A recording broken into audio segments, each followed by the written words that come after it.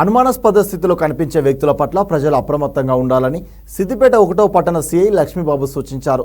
తెలుగు భాషలో కాకుండా ఇతర భాషలలో మాట్లాడిన వారి పట్ల జాగ్రత్త వహించి డయల్ 100కు సమాచారం ఇవ్వాలన్నారు. అంతకు ముందుకు పట్టణంలోని కోమటి చెరువు ఆవరణలో రద్దీగా ఉండే ప్రాంతాలలో టీఎస్ఎస్పీ పోలీసులతో కలిసి విజిబుల్ విధులు నిర్వహించారు.